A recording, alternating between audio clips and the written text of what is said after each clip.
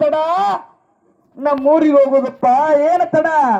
ಓಡ್ಕೊತ್ತ ಹೋದರ 6 ತಿಂಗಳ ದಾರಿ, ನಡೆದು ನಡವಿಂದು ಹೋದರ ತಿರಮೂಲಿ ದಾಟು.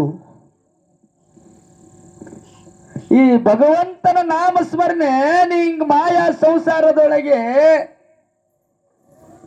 ಓಡ್ಕೊತ್ತವಾದಂದ್ರ ಬಕ್ಕಳ ದಿನ ಹಿಡಿತದ, 6 ತಿಂಗಳ ಗಟ್ಲೆ ಹಿಡಿತದ. ಶೋಧ ಮಾಡ್ಕೊತ ಹೋದ್ರ ಮನಿ ಒಳಗೆ ತಾಯಿ ತಂದಿನೇ ದೇವರಂತ ತಿಳಿದುಕೊಂಡಿದ್ರ 3 ಮಿನಿಸಿನಲ್ಲಿ ನಿನ್ನ ಪರಮಾತ್ಮನ ಒಲಿತಾನ ಅಂತ ತಂದು ಜ್ಞಾನಿಗಳನ್ನ ಹೇಳುತ್ತಾರೆ.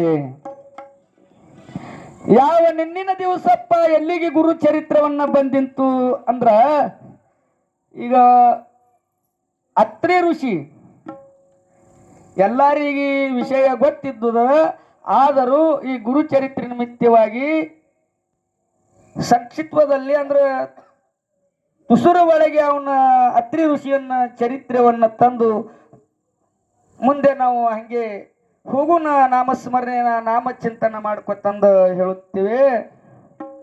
ಅತ್ರಿ ಋಷಿ ಯಾರು ಅಂದರೆ ಶ್ರೀ ಬ್ರಹ್ಮದೇವರ ಮಾನಸ ಮಗನಾದಂತ ಅತ್ರಿ ಋಷಿ.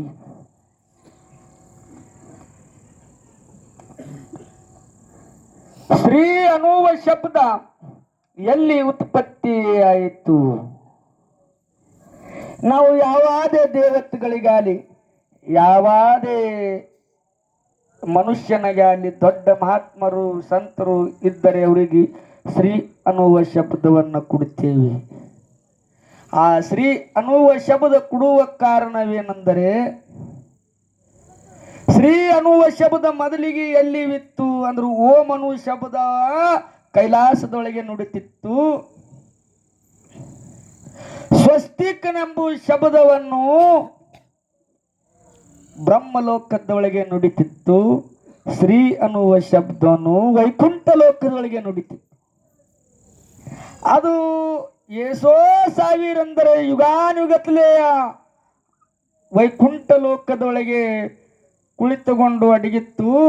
ಮುಂದೆ ಬ್ರಹ್ಮನ ಮಾನಸ ಮಗನಾದಂಥ ಯಾವ ಬ್ರಹ್ಮನ ಕಣ್ಣಿನದಿಂದ ಅತ್ರಿ ಋಷಿಯ ಜನ್ಮವನ್ನ ಆಗಿದ್ದ ಮೇಲೆ ಆ ಅತ್ರಿ ಋಷಿಯನ್ನು ಏನು ಮಾಡಿದ್ದ ಅಂದರೆ 4 ವೇದಗಳನ್ನು, ಯಜುರ್ವೇದ, ಸೂಕ್ಷ್ಮವೇದ, ಅರ್ಥವೇದ, ಸೋಮವೇದ, ಇವು 4 ವೇದ ಒಳಗೆ ಋಗ್ವೇದ ಒಳಗೆ ಶ್ರೀ ಅನ್ನುವ ಶಬ್ದನು ಆ ದೇವತ್ರಿಗೆ ಕೊಟ್ಟಿದ್ದನು. ಯಾರು ಕೊಟ್ಟಿದರು ಅಂದರೆ ನಮ್ಮ ದತ್ತಾತ್ರೇಯನ ತಂದೆಯಾದಂತ ಅತ್ರಿ ಋಷಿಯನ್ನ ಕೊಟ್ಟಿದ್ದನು.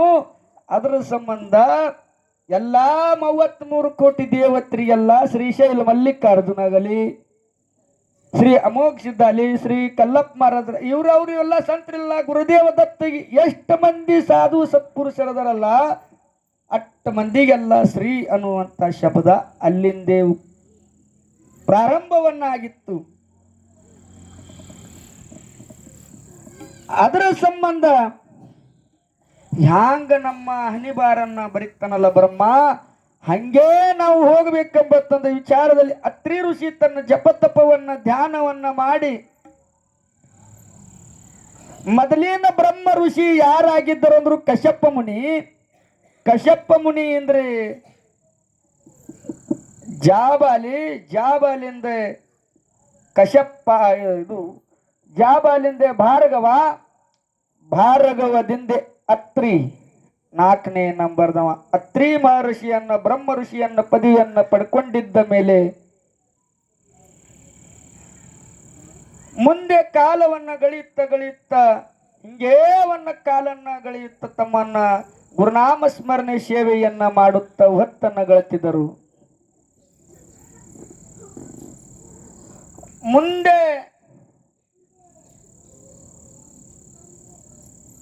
ಕಾಲವನ್ನ ಗಳೆಯುತ್ತ ಯಾವ ಋಷಿ ಒಬ್ಬ ಮಹಾತ್ಮನ ಮಗಳನಾದ